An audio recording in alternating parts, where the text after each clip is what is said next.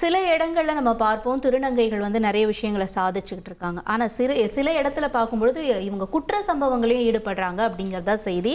திருச்சியில இதே மாதிரிதான் ஒரு சம்பவம் நடந்திருக்கு. சத்திரம் பேருந்து நிலையத்துல ஒரு திருநங்கை பணம் கேட்டிருக்காங்க ஒரு நர்சிங் கல்லூரி மாணவி கிட்ட.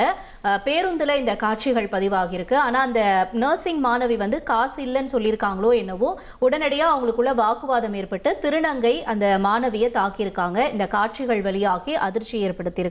இந்த சம்பவம் தொடர்பாக இப்ப திருச்சிக்கோட்டை காவல் நிலைய போலீசார் 4 பிரிவுகள்ல வழக்கு பதிவு செஞ்சு இந்த திருநங்கையை தேடிட்டு வராங்க.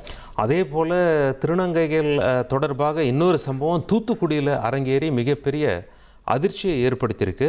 ஆனா அதுக்கு முன்னாடி நம்ம இந்த திருச்சியில நடந்த சம்பவத்தினுடைய வீடியோ காட்சியை நம்ம பார்த்துடலாமா?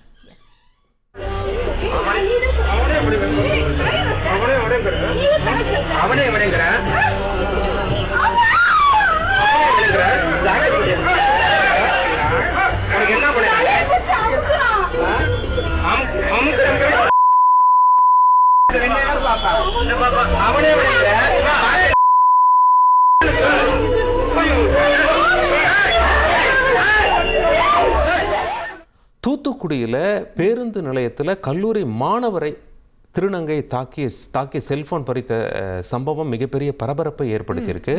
அதாவது செல்போன் தர மறுத்த மாணவரை கத்தியால் சரமாரியாக தாக்கிவிட்டு தப்பி ஓடிய திருநங்கையை போலீஸார் ரொம்ப தீவிரமாக தேடி வராங்க.